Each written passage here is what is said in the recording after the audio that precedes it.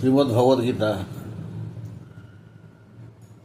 तमेव माता च पिता तमेव बन्धुश्च सखा तमेव विद्या द्रविणं तमेव सर्वं मम देव।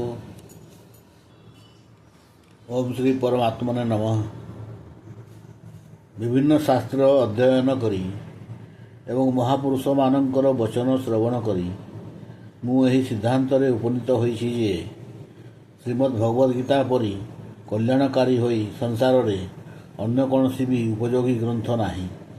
गीतारे ज्ञान योग, ध्यान योग, कर्मयोग और भक्ति योग एवं अन्य जति सबू साधना कहुछि।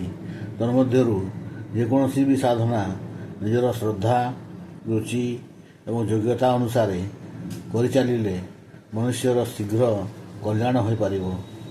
अतएव उपरोक्त साधना गुड़िकर तथा परमात्म तत्वर रहस्य जानिबा निमंते श्रद्धा भक्तिपूर्वक महापुरुष मानकर और सेमानक अभाव उच्च कोठीर साधक मानकर संग लाभ करिवार विशेष चेष्टारे ब्रती होई अर्थ और भाव सहित गीता मनन करिबा तथा तदनुसारे निजर जीवन गढ़िबा निमंते आप्राण प्रयत्न करिबा आवश्यक।